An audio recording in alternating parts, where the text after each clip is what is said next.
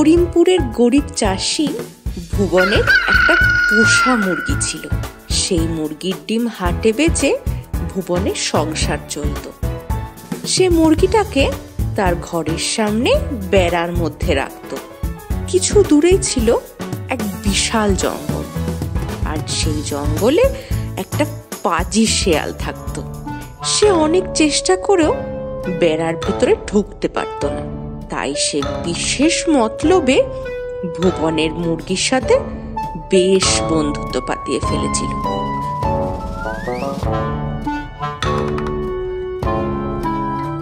একদিন সন্ধ্যার দিকে মুরগিটা উঠোনে হেঁটে বেড়াচ্ছে। এমন সময় শেয়াল এসে বলল, কি হ্যাঁ মুরগি বন্ধু, কি করছো? খাওয়া দাওয়া হলো? আরে শেয়াল ভাই যে, এই সন্ধ্যের দিকে একটু হাঁটাহাঁটি করছি আর কি। তুমি এদিকে কি করতে? আর সত্যি কথা কি বলবো তোমায়, এই যে বড় জঙ্গলে আমি থাকি, একটা মনের মতো বন্ধু নেই আমার, জানো। তাই তো তোমার সাথে একটু গল্প করব বলে চলে আসি। আর আর এই যে তোমার মধুর গলার স্বর, আমি তো সকাল সকাল তোমার ডাকে ঘুম থেকে উঠি। তুমি একটু বেশি প্রশংসা করো শেয়াল ভাই। কই আর তো কেউ এরম বলে না। সেই তো ব্যাপার গো, সবার প্রশংসা করার মতো মন থাকে না। এই যে আমি ভাবি, তো তুমি যদি আমাদের সঙ্গে জঙ্গলে থাকতে কত ভালো হতো। তোমার মিষ্টি মধুর ডাকে সকালের ঘুম ভাঙতো।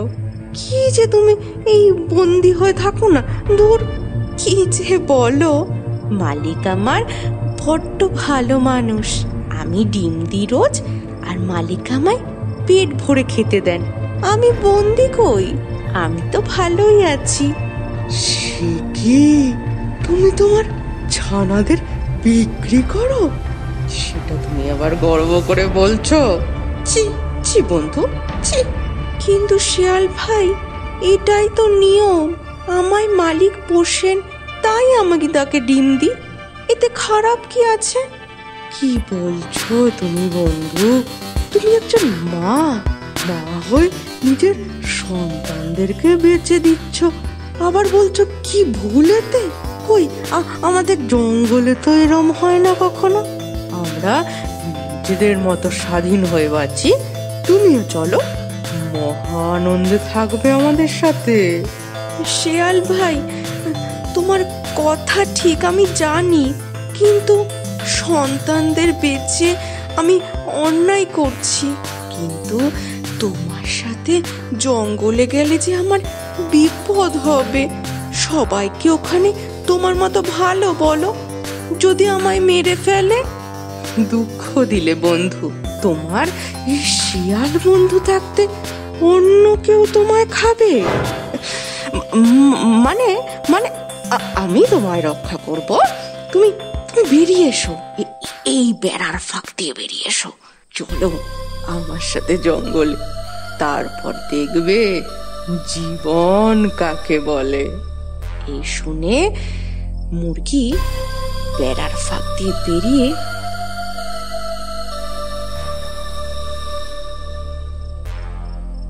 শেয়ালের সঙ্গে জঙ্গলের দিকে যেতে শুরু করলো।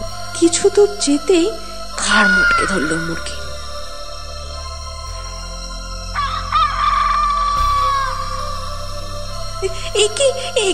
একি শেয়াল ভাই, তুমি কি করছো? অনেক বোকা দেখেছি, তোমার মতো বোকা দেখিনি এর পরের জন্মে। কারণ মিষ্টি কথাতে বিশ্বাস করো না। বলে শেয়াল মুরগিটাকে সাবার করে ফেললো, আর মুরগিও নিজের বোকামির শাস্তি পেল। গল্পটা ভালো লাগলে লাইক করুন, কমেন্ট করে জানান কেমন লাগলো, শেয়ার করুন নিজেদের বন্ধু বান্ধব আর রিলেটিভদের সঙ্গে, আর অবশ্যই আমাদের চ্যানেলকে সাবস্ক্রাইব করে দিন। আর আমাদের নতুন নতুন গল্পের নোটিফিকেশন পেতে সাবস্ক্রাইব বাটনের পাশে বেল আইকনটা এক্ষুনি প্রেস করে দিন।